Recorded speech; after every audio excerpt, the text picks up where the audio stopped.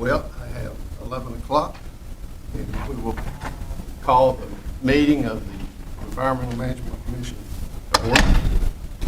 We have a quorum. First item on our agenda is consideration of minutes of the meeting that we held on February 11th, 2022. I'll entertain a motion from the commission regarding the minutes. I move we accept the minutes as written. Second. I have a motion and a second. Any further discussion on the motion? All those signify by saying aye. Aye. Any opposed? Thank you. Agenda item number 2 is the report from our ADM director, Director LaFleur. You have the floor. Good morning, Morning. and welcome to all of you who are in attendance at the fourth meeting of the Environmental Management Commission for fiscal year 2020, or 2022, excuse me. The department utilizes many sources of information to analyze and optimize our performance. The department undergoes dozens of federal, state, and internal operational, programmatic, and financial audits that can identify areas for improvement. We regularly analyze and report on trends in various statewide environmental quality measures in the annual State of the Environment in Alabama report. Each year you receive a report on performance against our annual operating plan. On the federal side, there is a yearly review of performance against our EPA work plans. In today's report, as has been done for a number of years, we'll focus on the latest publicly available EPA-generated compliance and enforcement metrics that will compare the department's performance against the rest of the states in the nation. Analyzing the rates of compliance with permits and the rate of necessary enforcement actions for our regulated industries in Alabama compared to the rest of the nation is an important way we measure our performance. This EPA-provided analysis examines the air, NPDES, drinking water, and hazardous waste programs.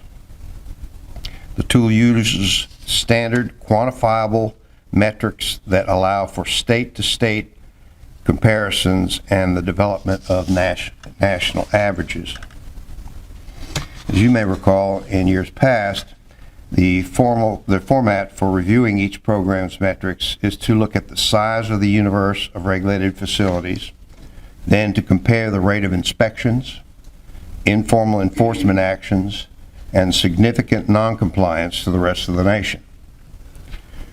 This format was chosen to highlight that our objective is for the regulated facilities to comply with the requirements of environmental permits and regulations issued by the department. By looking at non-compliance metrics, we are in effect looking at compliance. When we speak of compliance and enforcement, we are referring to compliance with permits developed by the department in accord with carefully developed environmental standards and enforcement actions when conditions in those permits and regulations are not met. Now to the dashboard slides that analyze compliance with and enforcement of environmental permit requirements. To help identify the program that is the subject of the graph, we'll be using a color code where blue is air, green is water, orange is drinking water, and brown is land. First, we'll look at the size of the regulated universe for each of the 4 program areas. In Alabama, 2 local air programs were grandfathered as standalone entities when the Clean Air Act became law in 1970. They operate independently of the ADEM state program, although ADEM does provide substantial technical and other assistance to them. Recent upgrades to the EPA database now allows us to analyze the activities of ADEM independent of the local program activities. The universe of regulated air facilities under the ADEM program is down from 636 to 586 between 2013 and 2021, about an 8% drop. The decline is primarily the result of some major sources closing over the years and other facilities reducing their emissions to the point they are no longer in the universe of federally reportable facilities. The slight uptick from 20 to 21 is due to an increase in synthetic minor facilities, which are those capable of being a major source but are operating to keep emissions below the threshold of a major source. In the water media, you can see the number of regulated facilities has been generally steady at about 11,000. The slight decline from 2020 to 2021 is the result of fewer entities operating under one of our general permits. General permits cover such things as stormwater, controls for construction, and construction activities are often cyclical. In drinking water, the universe has been very steady at around 580 facilities. However, in 2021, there was a decline to 574 due to the closing of several transient systems, which are those at locations like RV parks or state parks. 574 is a relatively small number of drinking water systems. In the case of drinking water, a smaller number of facilities that are of larger size is beneficial because the larger facilities have improved access to management and other resources. The universe of hazardous waste facilities steadily increased from about 5,100 in 2013 to nearly 5,600 in 2021. The more than 10% increase is attributable in large part to a national enforcement settlement agreement that caused pharmacies and other retail facilities selling pharmaceuticals to report as hazardous waste generators. Next is inspections. As has often been repeated in my reports to you, the department relies on inspections as the most significant tool to obtain compliance with environmental permits and requirements in Alabama. Independent research supports this concept, as will upcoming data showing our results. The following graphs will show inspection rates for each of the four media.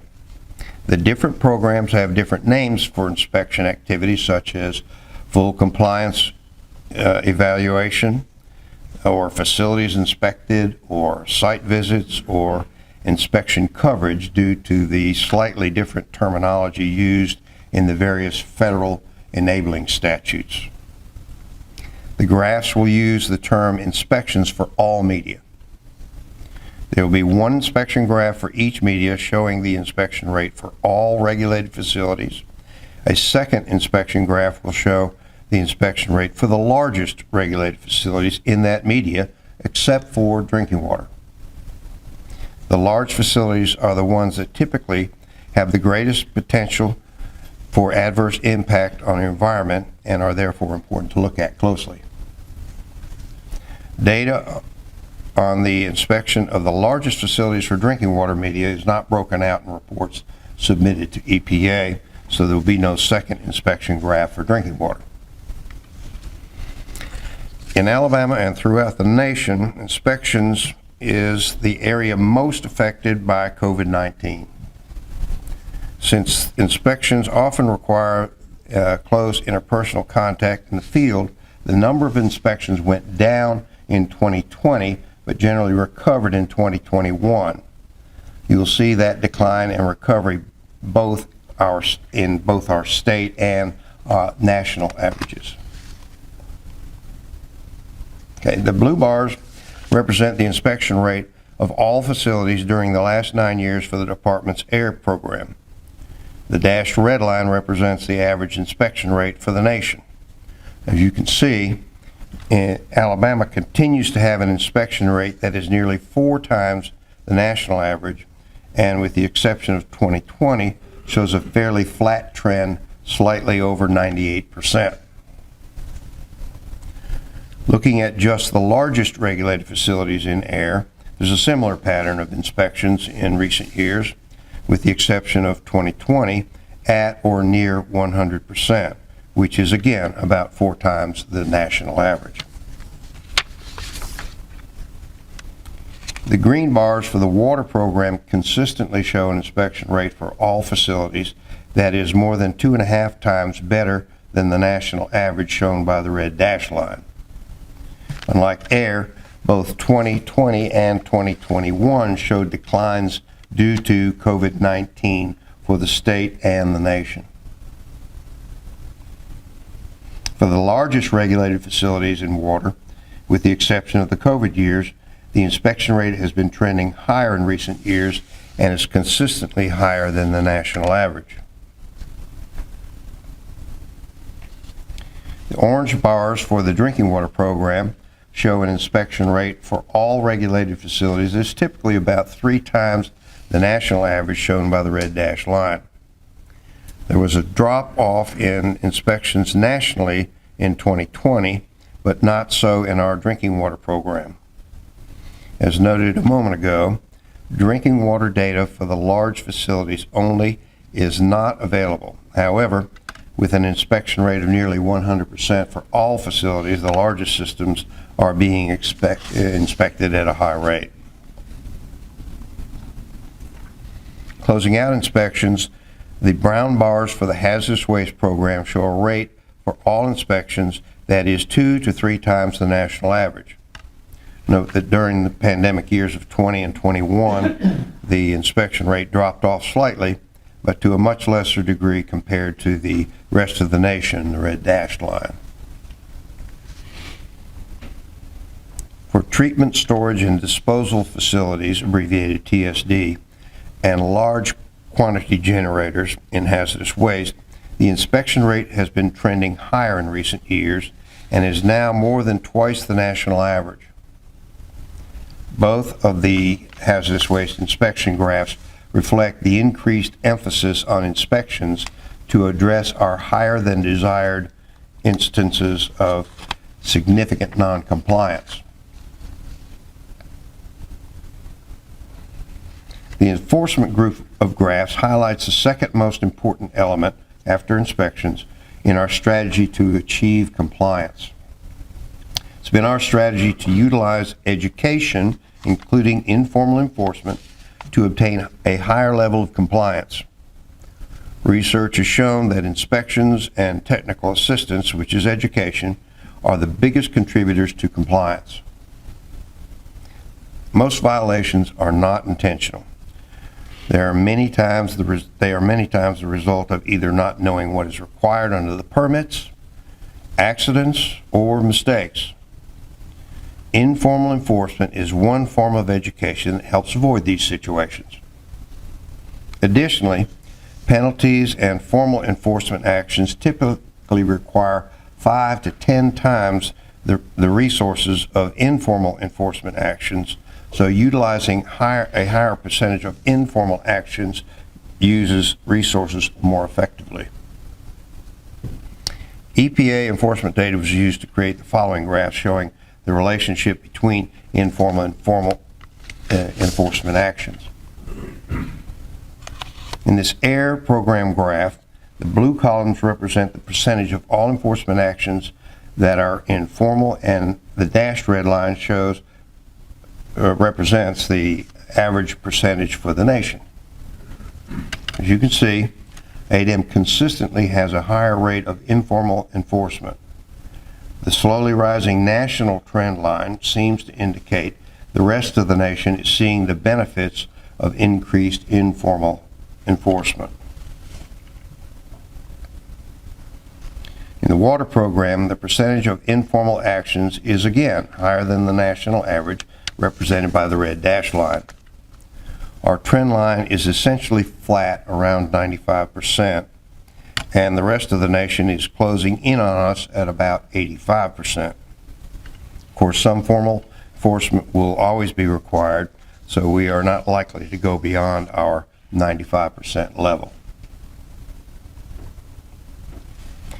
The informal enforcement trend for our drinking water program is flat and peaked out at a rate above the dashed red line representing the national average that is increasing. Hazardous waste, like the other ADM programs, shows the high rate of informal enforcement that yields high levels of compliance. This program has employed a rate of informal enforcement that is similar to that of the other ADM programs and is now on par with the rest of the nation. We'll continue to apply emphasis on informal enforcement and outreach to hazardous waste facilities to enhance the compliance rates in our hazardous waste program. This final group of slides will look at rates of significant noncompliance, commonly referred to as SNCs. These are the ones that are of a more serious nature, may adversely affect human health and the environment, and are a cause for heightened concern. The objective of all environmental programs is to have a low noncompliance rate, which is synonymous with a high compliance rate. This group of graphs is where we see if our strategy of high rates of inspection and informal enforcement is showing results. Beginning with air, the blue bars represent the percent of inspections that resulted in a significant noncompliance or SNC finding for Alabama facilities, and the dashed red line represents the national average. The SNC rate for Alabama is consistently about 1/3 the national average and is now down to about 1%. The water program has a SNC rate per inspections conducted at the lowest level in the last 9 years. The rate is also about 1/3 the national average and continues to trend favorable. At less than 1%, the drinking water program continues to have a SNC rate about 1/3 the national average, the dashed red line. As you can see, the hazardous waste program is the one area where we are above the national average in the percentage of inspections showing incidents of significant noncompliance, and we want to be below the national average. The hazardous waste program primarily focuses on managing hazardous waste handling sites, overseeing measures to prevent new hazardous material releases, and remediating past hazardous material releases. For decades, we have had no substantial new hazardous waste sites created in Alabama, and many legacy sites have been cleaned up. However, in the hazardous waste program, incidents of noncompliance classified as significant do occur.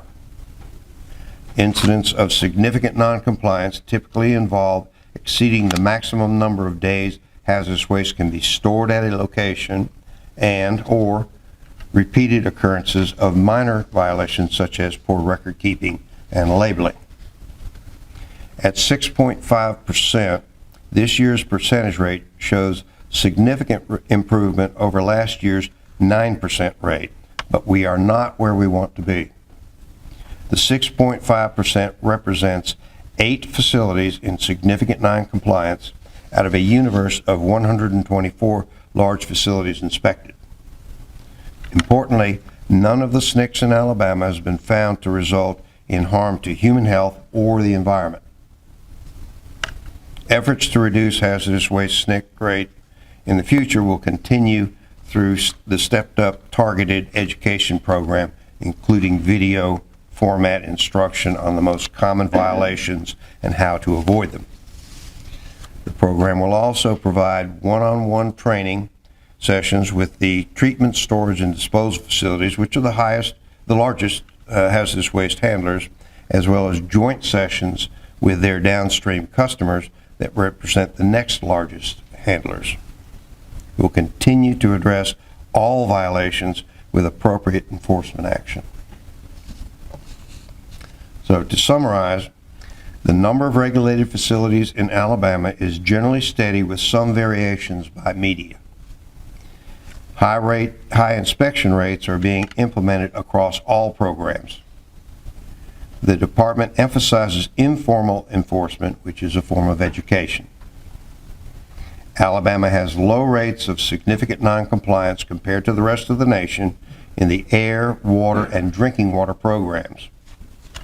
An enhanced inspection and instructional program for facilities covered by the hazardous waste program is being implemented to reduce the rate of significant noncompliance.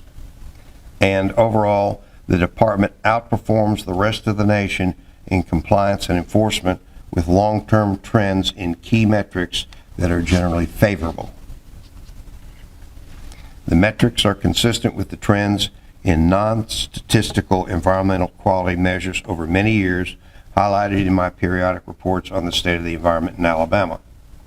They are also consistent with EPA, regulated industry, and independent research groups' findings that Alabama is one of the top environmental performers in the nation. While the state overall has an enviable environmental record, there are occasionally serious environmental issues that can and do cause great concern in local communities. Typically, each year there are several. This year, significant concerns with coal ash, per- and polyfluoroalkyl substances, and the application of certain byproduct materials have been expressed by citizens. We address these in regulatory programs and enforcement actions and cover them in my reports to you, as well as in news releases.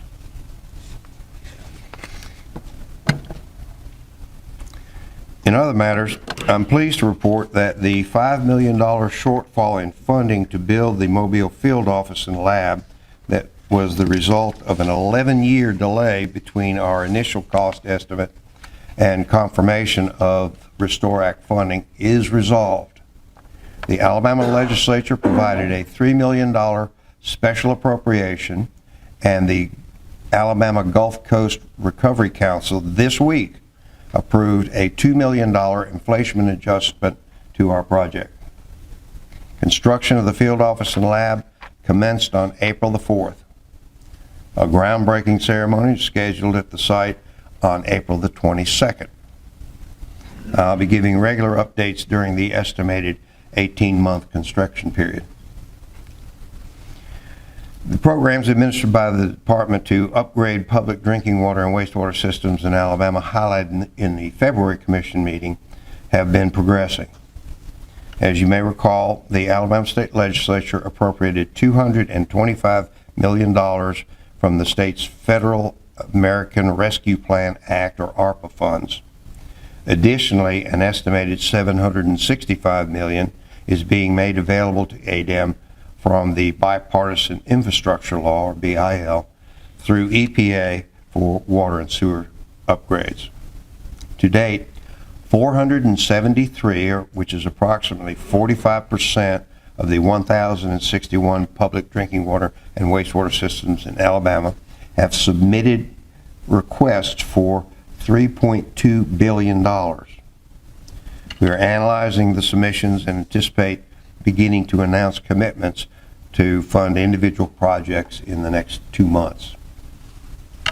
Finally, as has been the case for the last several years, the Alabama legislature appropriated $4 million toward ADEM's fiscal 2023 operating budget. We have notified the governor's office, the Alabama legislature leadership, and members of the regulated community that the department will, for the first time in 5 years and 9 years respectively, be seeking increased funding from a combination of state general funds and permit fees paid by regulated industries in FY 2025 to adjust for inflation.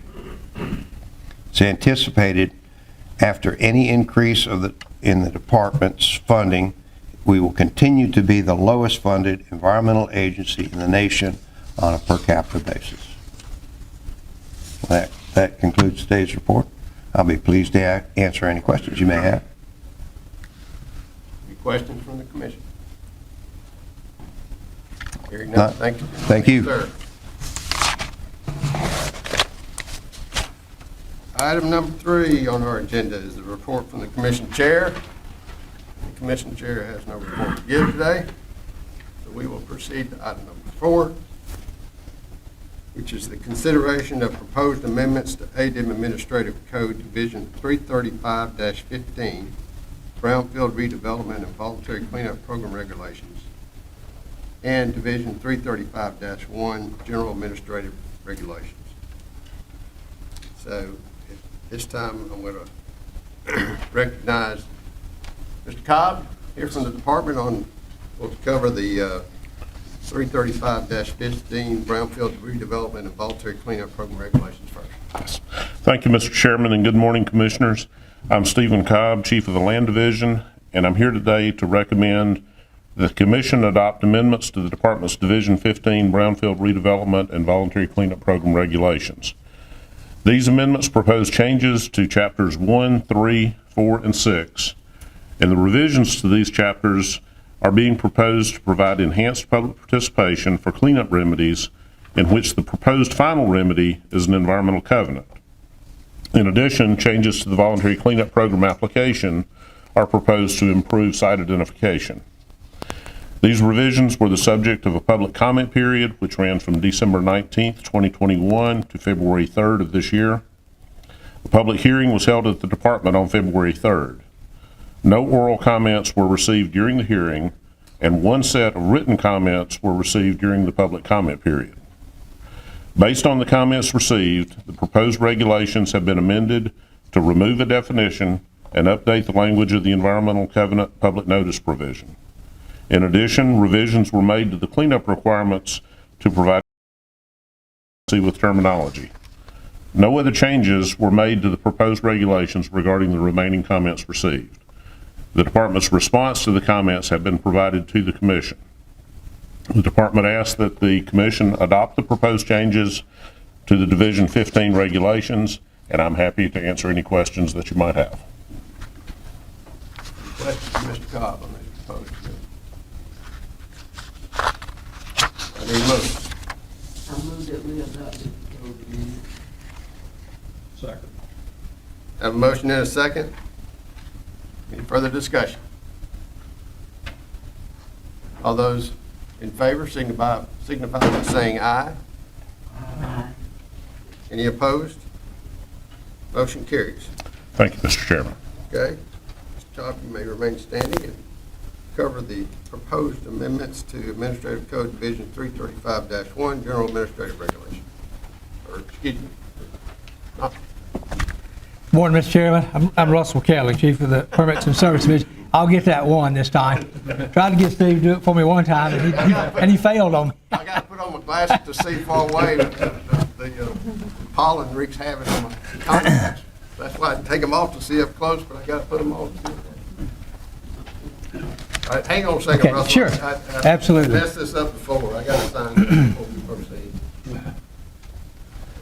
I get ahead of myself.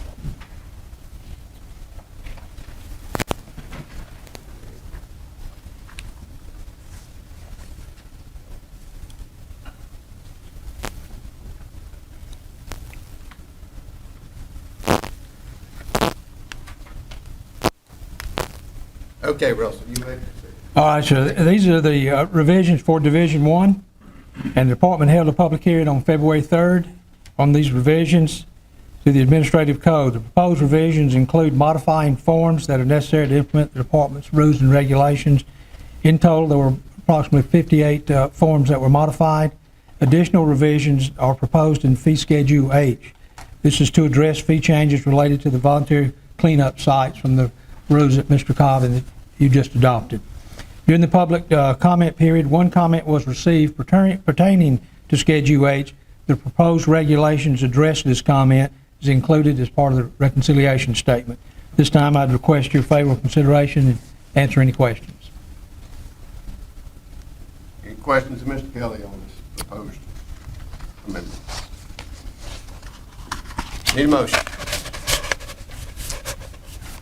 Move to adopt the proposed amendment. Second. I have a motion to adopt and a second. Any further discussion regarding the motion? All those in favor, please signify by saying aye. Aye. Any opposed? Motion carries. Thank you, Mr. Chairman, members of the commission.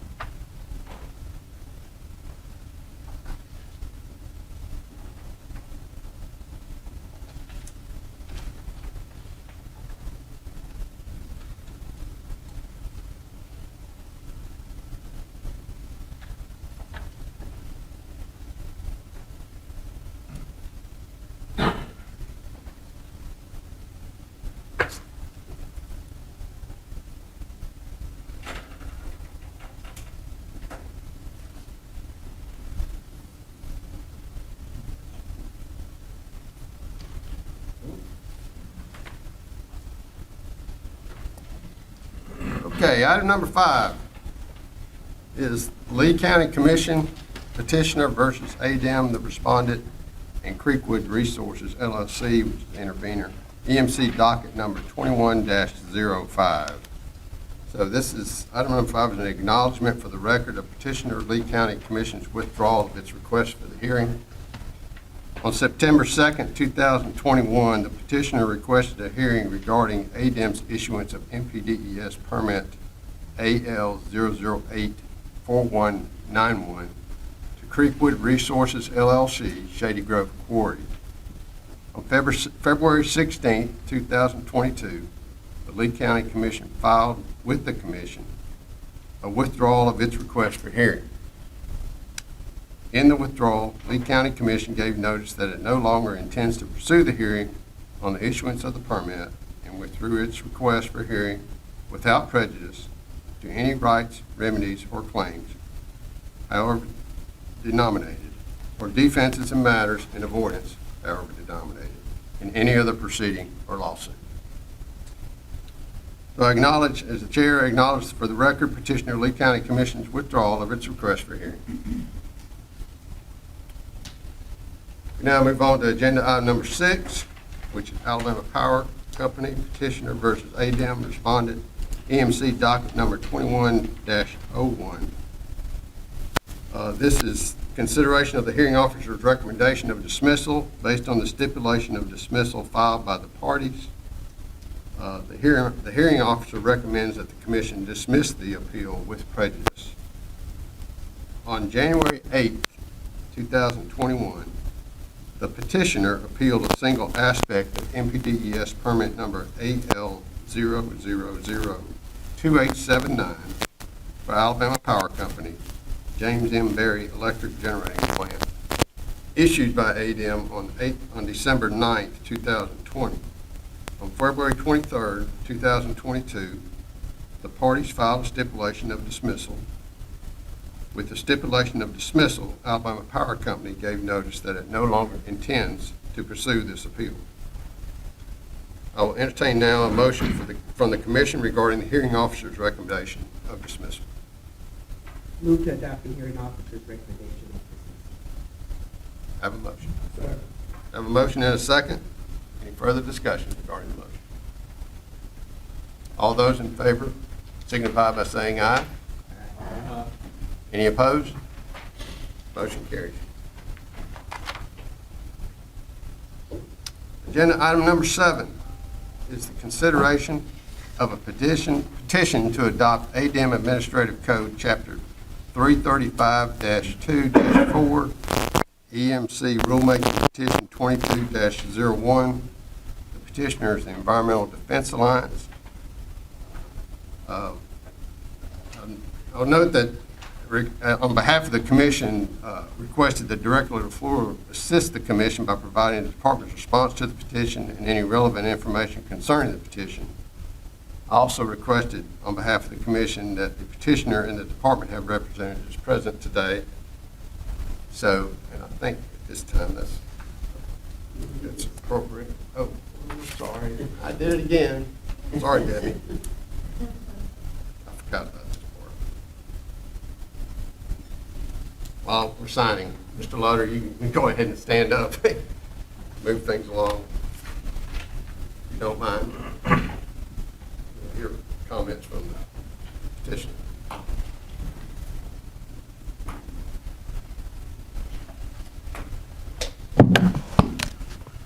Thank you, Mr. Chairman, members of the commission. My name is David Lutter. I represent the Environmental Defense Alliance on this petition.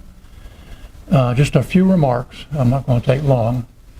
I do want to point out that current statutes of Alabama provide that all records created or received by each of you that pertain to the business, affairs, or transactions of your office shall be kept in your office or place of business, and that office may be here at the department, shall be preserved and guarded from mutilation, loss, or destruction, shall be turned over to your successors in office once you leave, and shall be made available for inspection and copying by citizens unless exempt from disclosure. The proposed rule describes the general course and methods by which records would be maintained and preserved by EMC members and transferred to successors in office and made available to the public.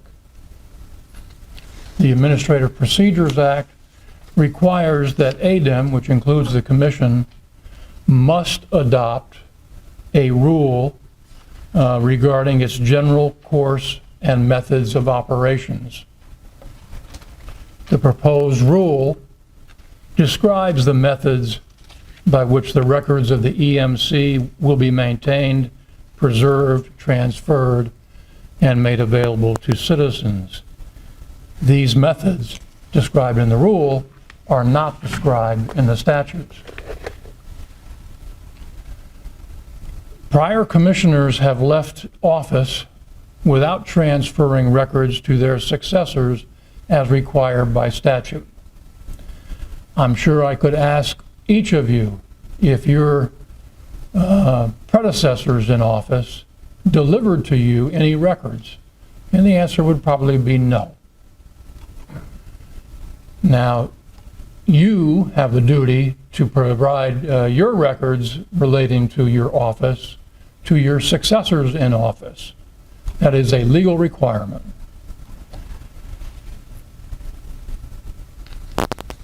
As indicated in our petition, one commissioner has admitted that he has abandoned records pertaining to his office to the possession of a previous employer, and he no longer had possession, control, or custody of those records, even though they are official records of his office. Now, the director offers two reasons for denying the petition, both of which I suggest do not have merit. First, he says that the Alliance was recently provided an opportunity to obtain similar relief in a lawsuit against Commissioner Brown. But that lawsuit was not about the Commissioner Brown's compliance with preservation or transfer requirements. It was simply to compel disclosure of any records that he had possession of. And that is not the subject of this petition. Second, the director says that the proposed rule would be superfluous because the statutes provide specific and express requirements. But the statutes do not specify how or where records will be maintained and preserved, do not specify how or when records will be transferred to successors in office, and the proposed rule specifies what records must be maintained and preserved, where the records must be maintained and preserved, and that a demand for transfer of records must be made by a successor in office, that is, you should be making a demand of your predecessors for transfer of their records to you. In short, the proposed rule would establish the general course and methods of operation of commissioners with respect to preservation and transfer of documents defined as records. The proposed rule provides details that are not specified in the statutes. What the Alliance does not want to occur is further loss of records or destruction of records.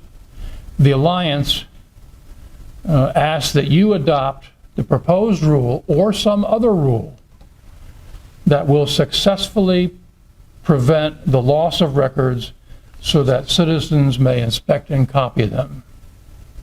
If you conclude that the rule language proposed today should be modified, I encourage you to consult the staff of the State Records Commission.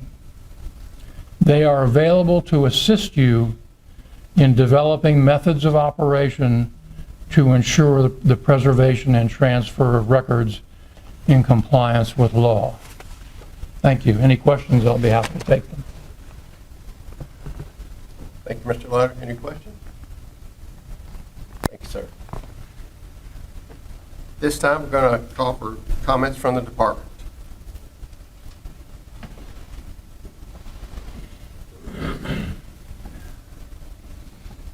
Good morning, Chair Walters, Commissioners. I'm Sean Sibley, ADEM General Counsel.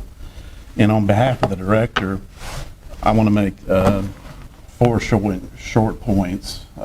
We've already, in what we submitted in writing to you, that reflect those points. But the Open Records Act, the Uniform Electronic Transactions Act, and the Administrative Procedures Act, which the petitioner cites, are self-implementing. They're very particular in nature. They're specific. And the EMC, you guys are just like many other state boards and agencies that have to comply with those acts. And so, in the director's views, this would just be duplicative. In other words, this would just be rehashing what you're already required to do under the acts. And on a final note, it's just not necessary. Okay, you guys are already supposed to abide by these acts.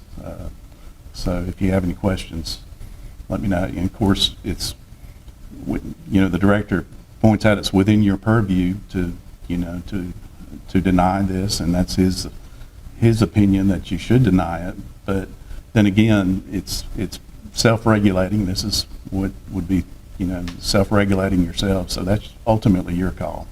So. Any questions, Mr. Sibley? I have one. I'm a little confused about what represents a document under either one of these proposals. I mean, are the things that we get from the department every day with the news briefs, are those documents that would need to be saved? They ultimately, they could be. They're considered a public document if they're shared amongst, as opposed to something that you share with your lawyer would not necessarily be. So if you do save them, and then there is a lawsuit like Mr. Letter talked about, that's something that would have to be determined by counsel later, whether or not it's attorney-client privileged and whatnot. If they come from the department, are they not already saved? Well, any correspondence that the director has is required by statute to be saved. So there is, matter of fact, there's a website link that's devoted to just that. And so those documents are there. And so typically those are, that's part of that, the director's correspondence file that is required by statute to be saved. Pursuant to the records, the RDA that he mentioned, so. And not only pursuant to the RDA, but the Management Act as well. So. And just for clarity, so we do save records, because I'm just making a note. So we do save records, and if we do need access to those records, then we do have access to those records, correct? Yes, ma'am, you're supposed to, that's right. You're, of So course, what Attorney Lutter is saying is that we already have that in process in writing for us to follow anyway. yes, ma'am, it's prescribed in the acts that he mentioned. You know, in other words, the Open Records Act, which is really the genesis of this, and the other two was the Uniform Electronics Transactions Act, and of course, the Administrative Procedures Act. Those are the three main, acts that he cites in his petition. You're already required to comply with those. So if we receive a document, the best thing for us to do is forward it to Debbie for her to store. That's correct. And if there's ever a question of whether or not there's a privilege that attaches to it, for instance, attorney-client privilege, that can be determined later. But, typically those, you just have to assume under the Open Records Act that it's a public record when it comes in, so. But when Robert might mail us something, and he labels it attorney-client privilege, should we forward that to Debbie as well? Yes, yes. Just because it automatically, in my mind and in the director's mind, and Robert can correct me, but it all needs to go to Debbie. And if there's a question later whether or not it's labeled attorney-client privilege, but if it originates from Robert, then there's an assumption that there's probably, perhaps, some sort of privilege that attaches. And so, and at a later point, there's a determination, especially if it's disputed, as whether or not that's a privileged document that is subject to some restrictions under the Open Records Act. So. Well, I guess the next question is, are we going to get Debbie an assistant to file all this stuff? So that she's going to be flooded more than likely. I'll leave that up to Robert and Debbie. Most of the materials we get are from Debbie, so that. Can I just add something? Sure.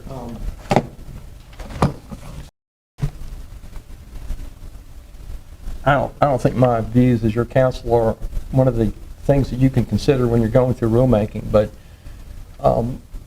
sending that information to Debbie is helpful for the lawyers involved when we have to process public records requests and when we have to litigate under the Open Records Act, because we won't have to call you and ask you, Dr. Miller, would you please go through all of your emails, or Mr. Walters, please look through all of your emails. It'll already be there. Debbie will have possession and control of it. So we can go through those files, we can collate them, we can identify which of those are subject to a privilege and which of those are actually public records, and we can release those. So it's helpful for you to forward all of your emails, any records that you produce or that you receive, to Debbie. Any questions? Okay. Well, in accordance with ADM Administrative Code, Rule 335-2-2-.06, which is the disposition of petition, the commission is required to either initiate rulemaking proceedings or deny the petition in writing on the merits and state the reasons for the denial. So I note that the items that may be considered in the review of petitions for rulemaking are in Administrative Code 335-2-2-.05, consideration of petition, paragraphs A through I. So at this point, any more comments or questions from the commission? I know that personally, all of my emails come to one, all of my commission stuff is in one spot, so it's going to be real easy for me to stick in a thumb drive and give it to whoever my successor is. So, pretty simple. Anyway. All right. Do I have a motion considering the petition for rulemaking? I believe we deny the petition submitted by Mr. Lutter and the Environmental Defense Alliance.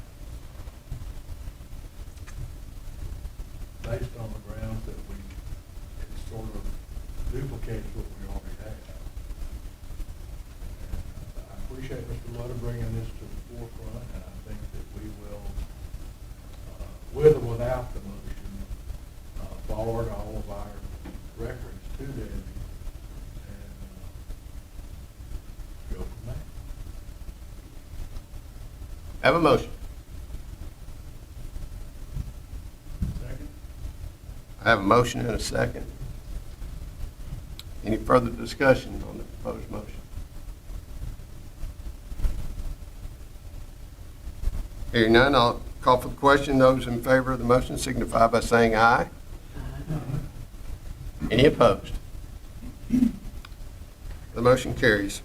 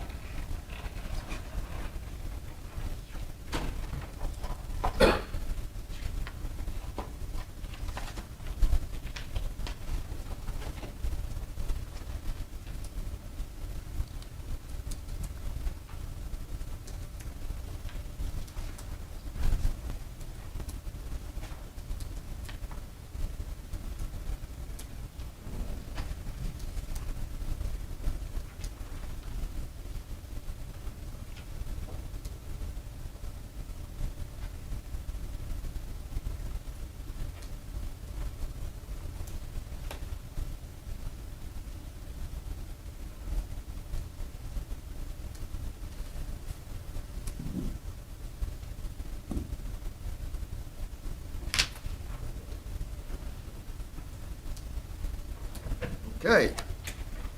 Item number 8 is other business. Any other business Commission may have? Hearing none, we'll move on to item 9, which is future business session. The date of our next commission meeting is June 10th, 2022. Everyone going to be available except for Jay? Except for Jay. That's good. All right. And I believe we don't have any sign-ups for public comment period. Very good. All right, then. I'll entertain a motion to adjourn. Got a motion? Anybody second to adjourn? Second. Got a second. Everybody in favor, say aye. We stand adjourned. Thank you for your attendance. Good job, Sean. Thanks.